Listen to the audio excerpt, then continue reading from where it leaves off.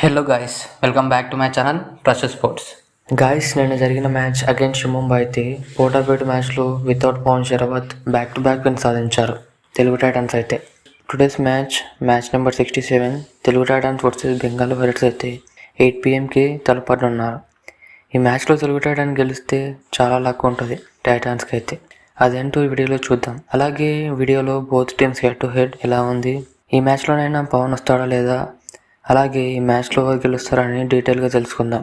కాబట్టి వీడియోని ఎక్కడ స్కిప్ చేయకుండా వీడియోని లాస్ట్ వరకు చూసే ప్రయత్నం చేయండి.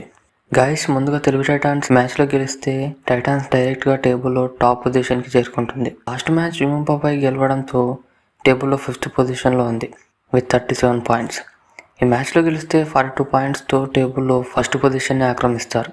ఎలా అంటే ఇప్పుడు టాప్ పొజిషన్లో హర్యానా 41 పాయింట్స్తో ఫస్ట్ పొజిషన్లో ఉంది. దాని కింద మిగతా టీమ్స్ ఉన్నాయి, ఈ ముంబై, పాట్నా అండ్ పునె పల్టాన్స్. ఒకవేళ తెలుగు టైటన్స్ ఈ మ్యాచ్లో గెలిస్తే 42 పాయింట్స్తో డైరెక్ట్గా ఫస్ట్ పొజిషన్కి చేరుకుంటారు. గాయస్, మీరేమంటారు? ఈ మ్యాచ్లో గెలిచి ఫస్ట్ పొజిషన్కి వస్తుందంటారా? కింద కామెంట్ చేయండి. Both teams Telugu Titans versus Bengal warriors head to head చూసుకుంటే బోత్ టీమ్స్ 22 మ్యాచెస్ ఆడారు. ఇందులో బెంగాల్ వారియర్స్ 14 మ్యాచెస్లో విన్ అయ్యారు. తెలుగు టైటన్స్ కేవలం 3 మ్యాచెస్లోనే విన్ అయ్యారు. అలాగే 5 టైమ్స్ మ్యాచ్ టైగా ముగిసింది. దీని ప్రకారం చూస్తే తెలుగు టైటన్స్పై బెంగాల్ వారియర్స్ చాలా ముంగట ఉంది. చాలా మ్యాచెస్లో గెలిచారు అగైన్స్ తెలుగు టైటన్స్ అయితే.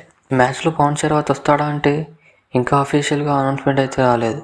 మేబీ రావచ్చు, రాకపోవచ్చు. చిన్న రాకున్నా మన వాళ్ళకైతే ఎలాంటి ప్రాబ్లం లేదు. పవన్ లేకున్నా 2 మ్యాచెస్లో కలిసికట్టుగా ఆడి ఘనంగా విజయం సాధించారు. బెంగాల్ వారియర్స్ని తెలుగు టైటన్స్ ఓడించాలంటే బెంగాల్ రైడింగ్ నుంచి నితిన్ కుమార్ చాలా బాగా పర్ఫామ్ చేస్తున్నాడు. రైడింగ్ నుంచి తనని టార్గెట్ చేయాలి.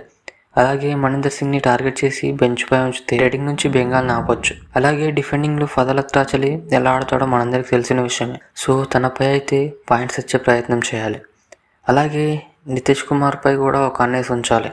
వీళ్ళని టార్గెట్ చేసి ఆపగలిగితే బెంగాల్ని ఆపడం కష్టమేమి కాదు. ఈ సీజన్లో బెంగాల్ వారియర్స్ అయితే అంతలో పర్ఫామ్ చేయట్లే. 10 మ్యాచెస్ ఆడితే కేవలం 3 మ్యాచెస్ గెలిచారు. అలాగే 2 మ్యాచెస్ టై అయ్యాయి. నేను చెప్పిన స్ట్రాటజీతో తెలుగు టైటన్స్ వస్తే బెంగాల్ వారియర్స్ పై విజయం సాధించవచ్చు తెలుగు టైటన్స్ అయితే. చూద్దాం ఏం జరగబోతుందో. ఇది గాయ్స్, వీడియో అయితే ఇంతే. వీడియోని అయితే లైక్ చేసి ఛానల్ అయితే మర్చిపోకుండా సబ్స్క్రైబ్ చేసుకోండి. నెక్స్ట్ వీడియోలో మళ్ళీ కలుద్దాం.